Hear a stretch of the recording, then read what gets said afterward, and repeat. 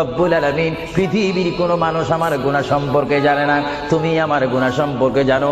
আমি এমন গুনাহ করেছি আমার বিবি জানে না, বিবি গুনাহ করেছে আমি জানি না। আল্লাহ তুমি সব কিচ্ছু জানো, হে আমার প্রভু তুমি আমাকে মাফ করে দাও। আমার আল্লাহ বলে তারপরও যদি তোমাদেরকে আমি মাফ না করি, তারপরও বান্দা তোমরা আমার রহমতের দরজা থেকে ফিরে যাইও না। আমি তোমাদেরকে হুকুম দিচ্ছি, ওয়ালাউ আন্নাহুম ইয যালামু আনফুসাহুম জাউকা, বান্দারে যদি গুনাহ করে ফেলো আমার রহমত থেকে মুখ ফিরে তুমি চলে যাইও না। হ্যাঁ বান্দা, আকাশ পরিমাণ যদি গুনাহ করো, পাতাল পরিমাণ যদি গুনাহ করো, সাগরের পানি পরিমাণ যদি গুনাহ করো, পাহাড় তুলনায় যদি তুমি গুনাহ করো, আমার দরবার থেকে তুমি নিরাশ হইও না। এ বান্দা, আমি তোমাকে একটি রাস্তা বাতাই দিচ্ছি, একটি পথ তোমাকে আমি দেখাই দিচ্ছি। সেই পথটি কোন পথ তোমরা জানো?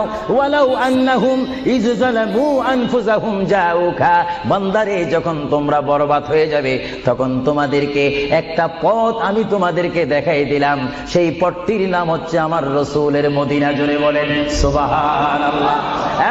বান্দা, আমার নবীর দরবারে রব্বুল আলামিন পৃথিবীর কোনো মানুষ আমার গুনাহ সম্পর্কে জানে না, তুমি আমার গুনাহ সম্পর্কে জানো। আমি এমন গুনাহ করেছি আমার বিবি জানে না, বিবি গুনাহ করেছে আমি জানি না। আল্লাহ তুমি সব কিচ্ছু জানো, হে